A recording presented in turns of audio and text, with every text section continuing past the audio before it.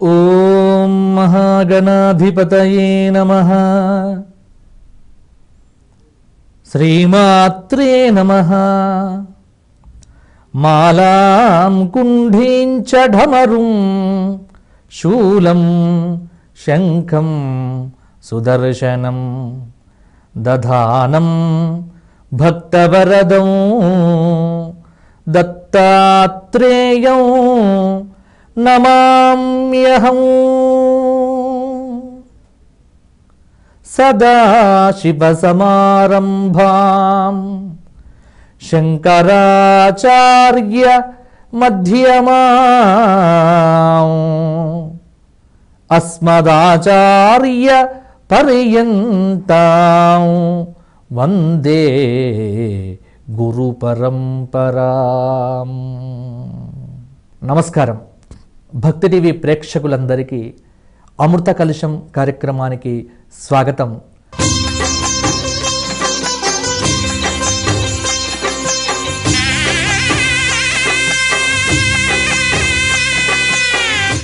అమృత కలశంలో గురు పరంపర వైభవాన్ని మనం చెప్పుకుంటూ వస్తున్నాం. గత భాగంలో ఈశ్వరుడి యొక్క తత్వాన్ని మనం చెప్పుకొని ఉన్నాం. ఎందుకంటే గురుపీఠానికి మూలపీఠం ఈశ్వరుడు.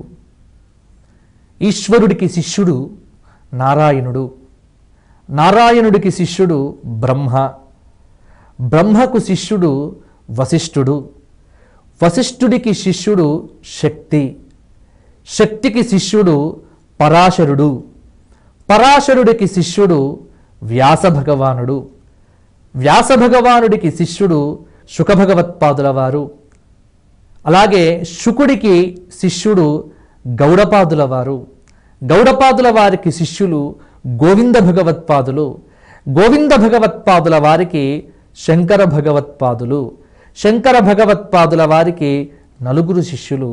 ఆ నలుగురు హస్తామలక, పద్మపాద, తోటక, సురేశ్వర. ఇక్కడి నుంచి 4 భాగాలుగా మన భారతదేశంలో ఆమ్నాయ పీఠములు వర్ధిల్లాయి. అంటే మనం గురు పరంపర చెప్పుకోవాలి అంటే అక్కడి నుంచి రావాలి. చూసారా, అంటే ఎంత మన సంస్కృతి ఎంత గొప్పదో. మనదేదో ఎవరో కల్పిస్తే కల్పించబడ్డది కాదు. మనకొక పరంపర, ఒక ప్రాచీనత, ఒక సనాతన ధర్మం, సదా ప్రసిద్ధమైనటువంటి ధర్మం, ఎప్పుడూ వర్ధిల్లేటువంటి ధర్మం మన భారతీయుల యొక్క సొత్తండి. ఇప్పుడు నీవా అంటే నీ నుంచి రాలేదు. భగవద్గీత చెప్పినప్పుడే కృష్ణ పరమాత్మ ఏమన్నాడు అంటే, ఈ భగవద్గీత నేను చెప్పట్లేదు అన్నాడు. ఇది చాలా పెద్దది, దీనికి ఒక పరంపర ఉంది అన్నాడు. ఇది ఇమం వివస్వతేహే అంటే ఎక్కడి నుంచి వచ్చిందో చెప్పాడు. కాబట్టి ప్రతిదానికి భారతదేశంలో ఇది నా నుంచి మొదలైంది అని చెప్పుకోవటం అజ్ఞానం. నా నుంచి మొదలైంది ఏమీ ఉండదు. మనకంటూ ఒక పరంపర ఉంది, మనకంటూ ఒక విశేషం ఉంది, మనదంటూ ఒక సంప్రదాయం ఉంది, ఒక సనాతన ధర్మం ఉంది. అందుకే ఎప్పుడూ కూడా మీరు అర్థం చేసుకోవాల్సినటువంటిది ఏమిటి అంటే, హిందుత్వం అనేటువంటిది మతం కాదు. ఇది ఎప్పుడు మీరు మనస్సులో దృఢంగా పెట్టుకోవాలి. ఏదో ఇవాళ హిందూ మతం పోతోంది, మతం పోతోంది, మతం పోతోంది అని చాలామంది అవస్థలు పడుతూ ఉంటారు. మతం కాదండి, మనది ధర్మం, మనది హిందూ ధర్మం. మతం అంటే మనిషి యొక్క ఆలోచన నుంచి పుట్టింది మతం, మతి నుంచి పుట్టింది మతం. మతి అంటే బుద్ధి. ఒక వ్యక్తి బుద్ధి నుంచి పుట్టి దాన్ని ఇంప్లిమెంట్ చేయండి, దాన్ని ఆచరించండి అని చెప్పటమే ఇక్కడ మత ఉద్దేశ్యం అవుతుంది. కానీ ధర్మ ఉద్దేశ్యం అది కాదు. ధర్మం అంటే ధరించేది, ధర్మం అంటే ఆచరించేది, ధర్మం అంటే సనాతనమైనటువంటిది, ధర్మం అంటే ఈ ప్రపంచాన్ని నిలిపేది, ధర్మం అంటే భగవంతుని నుంచి వచ్చింది. ఇవన్నీ కూడా మన హిందుత్వానికి ఉన్నాయి. కాబట్టి ఇక్కడ మన ధర్మంలో, మన హిందూ ధర్మంలో మనకొక పరంపర. ఆ పరంపరలో మొట్టమొదలు ఈశ్వరుడు మనకు మొట్టమొదటి వాడు. ఆ ఈశ్వరుడి నుంచి తత్వాన్ని పొందాడు, నారాయణుడయ్యాడు. ఆ నారాయణుడు ఈశ్వరుడి యొక్క ఆజ్ఞ ప్రకారంగా అనేక అవతారములు ధరించాడు. అక్కడి నుంచి తాను పొందినటువంటి తత్వమును తన శిష్యుడు, తన నాభి కమలం నుంచి ఉద్భవించినటువంటి వాడు ఎవడు? బ్రహ్మదేవుడు. అట్టి బ్రహ్మకు ఉపదేశం చేశాడు. నాయనా, నీవు తపస్సు చెయ్యి, తపస్సు ఎలా చెయ్యాలి, ఏం పరికరాలు లేవే, ఎలా నేను తపస్సు చేయాలి అని బ్రహ్మ అడిగాడు. అప్పుడు వేదంలో ఉంది తపస్సు ఎలా చెయ్యాలో అని వేదం ఉపదేశం చేశాడు. వేదం అంటే రాయబడ్డది కాదు, కల్పించబడ్డది కాదు, సృష్టించబడ్డది కాదు. యస్య నిశ్వసితం వేదాహ, భగవానుడి యొక్క ఉచ్ఛ్వాస నిశ్వాస నిట్టూర్పులే ఇది వేదం. ఇది వేద సంస్కృతి, ఒక ప్రాచీనమైనటువంటిది, పరంపరాగతమైనటువంటిది. అందుకే మన పరంపర అంతా కూడా గురు శిష్య సంప్రదాయం ద్వారానే ఇంతవరకు వచ్చింది. అందుకే పుస్తకాలు ఎత్తుకెళ్ళారు చరిత్రలో, ఇక్కడ ఉన్నటువంటి టెక్నాలజీని ఎత్తుకెళ్ళారు, రామాయణ భారత భాగవతాది గ్రంథాలను ఎత్తుకెళ్ళారు. అసలు మన సంస్కృతి మీద జరిగినటువంటి దాడి తలుచుకుంటూ ఉంటే ఒక్కొక్కసారి ఒంటి మీద చాలా ఆవేశం వస్తూ ఉంటుంది. ఎంత దాడి జరిగిందండి! ఒక సోమనాథ దేవాలయమా, ఒక కాశీలో ఉండేటువంటి ఆ కాశీ విశ్వేశ్వర ఆలయమా, ఆ నలంద విశ్వవిద్యాలయం మీద జరిగినటువంటి దాడి, తక్షశిలా విశ్వవిద్యాలయం మీద జరిగినటువంటి దాడి, అంటే మన గురువుల పీఠాల మీద, మన సంప్రదాయాల మీద తురుష్కులు దాడి చేసి ఇక్కడ ఉన్నంత సంపదనంతా, ఇక్కడ భౌతిక సంపదనంతా కొల్లగొట్టారు. కానీ ఇంత భౌతిక సంపద కొల్లగొట్టిన, ఇంత అద్భుతమైనటువంటి భాండాగారాలను తమ తమ దేశాలకు తరలించకపోయినా ఇవాళటికి ఈ సమస్తమైన ప్రపంచానికి విశ్వ విజ్ఞానాన్ని గురు రూపంలో అందించేటువంటి ఉత్కృష్టమైన స్థాయిలో భారతదేశం ఉంది అనటానికి నిజమైనటువంటి ప్రబలమైనటువంటి కారణం ఏమిటి అని ఆలోచన చేస్తే కనుక మన గురు శిష్య సంప్రదాయమే ఇవాళ భారతదేశాన్ని ఇవాళ నిలబెట్టగలిగింది. మనకు పుస్తకాల మీద ఆధారపడ్డ ప్రపంచం కాదు, మస్తిష్కం మీద ఆధారపడ్డ ప్రపంచము. గురువు శిష్యుడికి ఉపదేశం చెయ్యటం, గురు శిష్య సంప్రదాయం ద్వారానే ఇవాళ మన విద్యలన్నీ నిలబడ్డాయండి. మన సంప్రదాయం అంతా నిలబడ్డదండి. ఒక గురు శిష్య సంప్రదాయం ద్వారానే ఇవాళ మనమందరం బతకగలుగుతున్నామండి. మనమందరం కూడా ఈ సంస్కృతిలో జీవించగలుగుతున్నాము, ఒక ఉత్కృష్టమైనటువంటి ధర్మంలో బ్రతకగలుగుతున్నాము. ఒక చక్కటి కర్మభూమి, యోగభూమి, దివ్యభూమి అయినటువంటి ఈ భారతదేశంలో మనం ఉండగలుగుతున్నామంటే మనను కాపాడింది, మన సంస్కృతిని నిలబెట్టింది ఎప్పుడు కూడా మీరు అర్థం చేసుకోండి. గురు శిష్య సంప్రదాయమే ఈ దేశానికి పునాది. ఒక గురు పరంపరయే ఈ దేశాన్ని కాపాడింది. ఇది కర్మభూమి, ఇది యోగభూమి, ఇది తపోభూమి, ఇది దివ్యధాత్రి, ఇది ఉత్కృష్టమైనటువంటి భూమి అని చెప్పటానికి కారణం ఏమిటి అంటే ఇది గురు పరంపర కలిగినటువంటి భూమి కాబట్టే ఈ ధాత్రికి ఇంతటి మహత్తు కలిగింది, ఇంతటి ప్రాచీనత కలిగింది, ఇంతటి ఉదాత్తత కలిగింది అంటే అది కేవలం గురు శిష్య సంప్రదాయమే ఇక్కడ నిలబెట్టింది. అందుకే ఇక్కడ నారాయణుడు తన నాభికమలంలో ఉన్నటువంటి ఉద్భవించినటువంటి బ్రహ్మకు ఉపదేశం చేశాడు తాను పొందిన తత్వాన్ని. ఆయన తన మస్తిష్కంలో పెట్టుకున్నాడు. పెట్టుకొని ఆయన నుంచి సృష్టించారు. ఎవరిని సృష్టించారు? సప్తర్షులను సృష్టించాడు. ఆ సప్తర్షులు అంటే వీరే సృష్టికి ఆద్యులు. సనక, సనందన, సనత్కుమార, సనత్సుజాతాది మానసపుత్రులు సృష్టి. ఇక్కడ సృష్టించేటప్పుడు ఎవరిని సృష్టించారండి? మహర్షులను సృష్టించారు. మహర్షులు అంటే స్వార్థరహితమైనటువంటి వాళ్ళు, స్వార్థము లేనటువంటి వారు. సప్తర్షులు సృష్టించబడ్డారు. ఆ సప్తర్షుల్లో ఒకడే వశిష్ఠుడు. అందుకే వశిష్ఠుడికి తన విశ్వ విజ్ఞానానంతా ధారపోసాడు.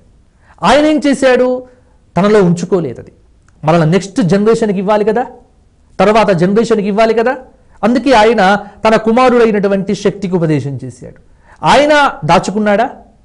ఇక్కడ ఆస్తి దాచుకొని కొడుకులకు ఇస్తారు, బానే ఉంది, ఇది కరిగిపోవచ్చు ఆస్తి. కానీ విద్య అనేటువంటిది ఉందే, ఇది కరిగిపోదు, దొంగలించబడదు. అందుకే పిల్లలకు ఏమి ఇవ్వాలి అన్నప్పుడు మన పరంపర చెబుతుంది ఏమిటి అంటే పిల్లలకు ఆస్తి ఇవ్వటము, అంతస్తులు ఇవ్వటము ఒక ఎత్తు. కానీ అవి వాడి అసమర్థుడైతే వాడు దాన్ని 2 నిమిషాల్లో అమ్మేస్తాడు, ఆస్తి కరిగిపోతుంది. అందుకే పిల్లలకు ఆస్తి కంటే కూడా వారికి ఇవ్వవలసింది ఏమిటంటే అస్తిత్వం ఇద్దాం, అంటే ఉనికిని ఇద్దాం. ఆ ఉనికి ఎలా ఇవ్వాలి? జ్ఞానాన్ని ఇవ్వాలి. అంటే మహర్షులు ఏమిచ్చారు అంటే దర్భకట్టలు చేతికిచ్చారు. ఇచ్చేసి ఎలా బ్రతకాలో చూపించారు.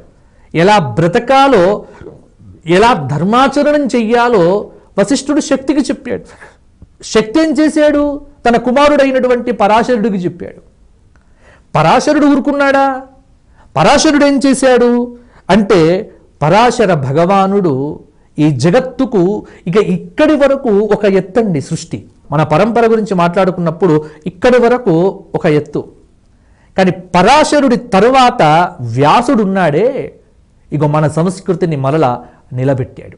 అందుకే మన పరంపరల్లో మధ్యలో మనం చెప్పుకోదగినటువంటి కొన్ని అమూల్యమైనటువంటి రత్నములను చెప్పుకుంటాం. అంటే పరాశరుడికి రత్నం కాదా అని అనుకోవద్దు దయచేసి.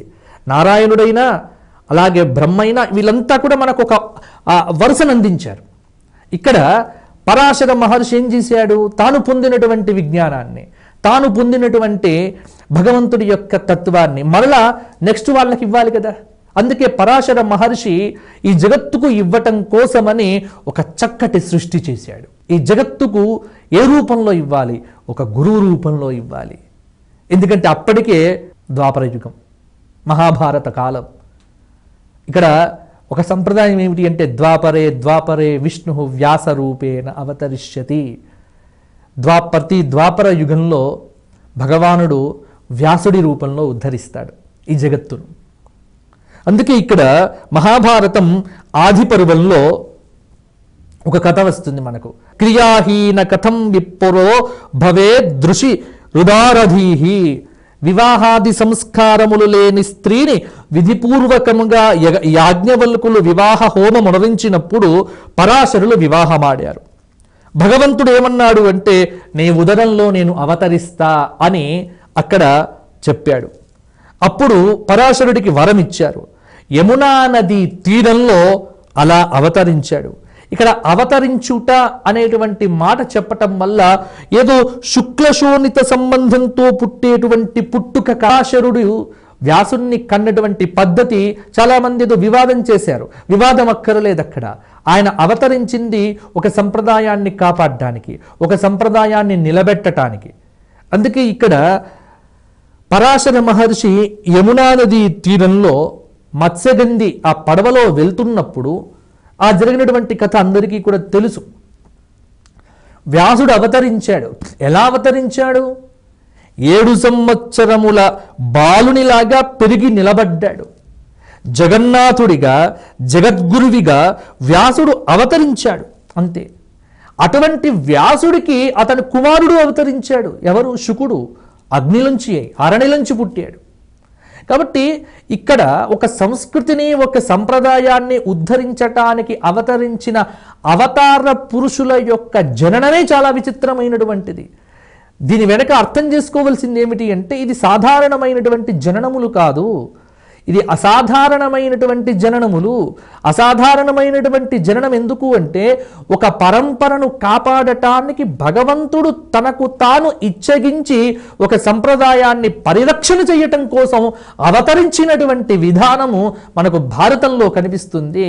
అందువల్ల వ్యాసుడి యొక్క జన్మ అటువంటిది. కాబట్టే ఎప్పుడు కూడా మనం ధ్యానం చేస్తాం, వ్యాసాయ విష్ణు రూపాయ వ్యాసరూపాయ విష్ణవే నమో వై బ్రహ్మనిధయే వాసిష్ఠాయ నమో నమః. అచతుర్వదనో బ్రహ్మ ద్విబాహుః అపరో హరిః అఫాలలోచన శంభుః భగవాన్ బాదరాయణః. వ్యాసుడి యొక్క ధ్యానం ఇది. వ్యాసాయ విష్ణు రూపాయ వ్యాస రూపాయ విష్ణవే. విష్ణువే వ్యాసుడండి. జగన్నాథుడే జగద్గురువుగా అవతరించాడు. నారాయణుడే ఈ ద్వాపర యుగంలో వ్యాస భగవానుడిగా అవతరించాడు. అందుకే ఆషాఢ శుక్ల పూర్ణిమ, గురు పూర్ణిమ, వ్యాస పూర్ణిమ, వ్యాస జయంతి ఇలా చాలా మనం చెప్పుకుంటూ ఉంటాము.